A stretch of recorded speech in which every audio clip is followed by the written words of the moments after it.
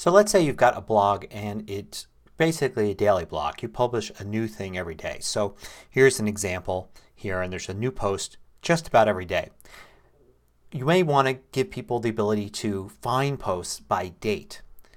So you could do this in a lot of different ways, just having a list of posts or just having them look through these and go to the bottom and hit more and all of that. But you can also include a calendar, and this is in there by default. So I'm using the default 2017 template here, so nothing special. And I'm going to go in and I'm going to edit right into the widgets section here. So I'll go into dashboard just to make it easy. Dashboard, and then under appearance I'll go into widgets. And the calendar widget is one you can see right here. And you can add it to any place you can add widgets. So in this case, in the default, there are two footers here. There's a blog sidebar. I'm going to put it in the sidebar. So I'm going to drag calendar to the sidebar. I'm going to put it right under search. And I only get to customize one thing here. I customize the name. So I could call it post calendar. And that's it.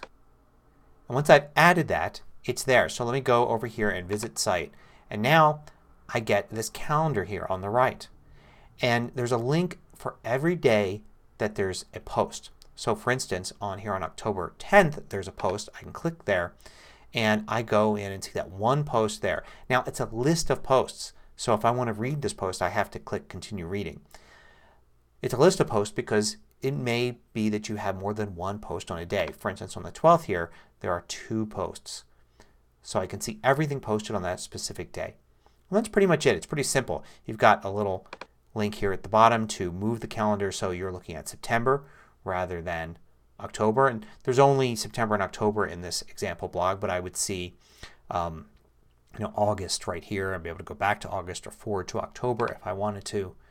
And you also get to see at the top an interesting thing here. You get to see how the URL looks. So basically when I click on October 18th to see the post for October 18th, you can see all it's doing is showing me the site and /2018/10/18.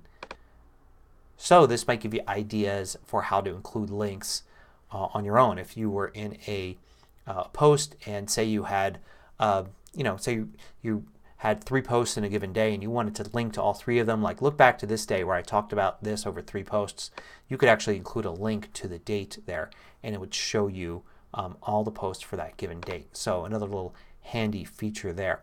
What the calendar actually looks like is going to depend on the theme, so it's going to look different for different themes, but basically it usually looks something kind of like this and fits with the rest of the fonts and images and colors and everything of your current theme. You can also go and edit things like widgets in the visual editor. So what I mean by that is if we go to appearance here and widgets, this is one way to get into it. You got manage with live preview.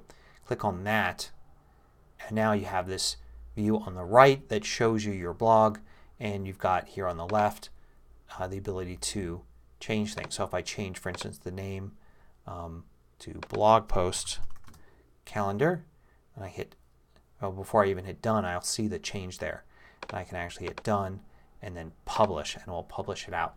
So for any of this stuff that you change for the customizing, you can actually choose to use the live view there and then see what your changes do in the actual blog.